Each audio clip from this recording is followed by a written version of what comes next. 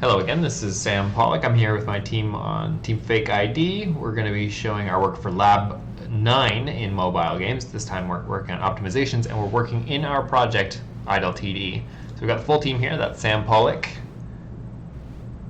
I'm Morgan Ethier. I'm Erik Enos, the programmer. I'm Robert Moore.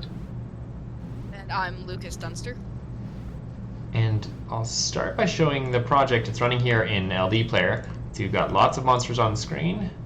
And if I open up the Unity editor, see we've been monitoring how the CPU usage and memory is going, even in this case with tons of units on screen. And I'll close that off now. And I'll show a couple of screenshots that we captured, showing these are some screenshots that we captured running the game before we did any optimizations and improvements. The first screenshot shows the game running on the menu screen, the next in game as there's a bunch of units running on screen. And we have the same tests running after some of the optimizations that we worked on. Again, we've got the screenshot here shows on the menu screen. This one demonstrates it during gameplay.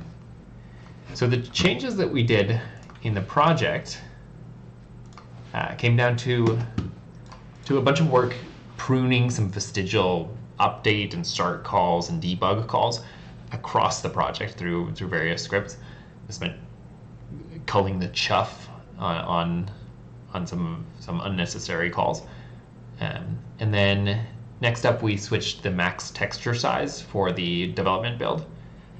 That way, for the textures that we're rendering from far away, because we've got a bird's eye view, we were getting more fidelity than we needed. So by tuning that down to a smaller max size, we got a lot better performance without any noticeable hit to the visuals.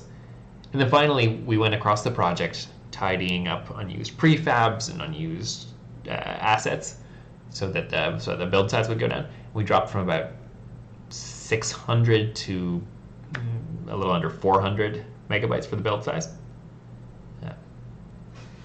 And yeah, anything else anyone wants to highlight that we worked on?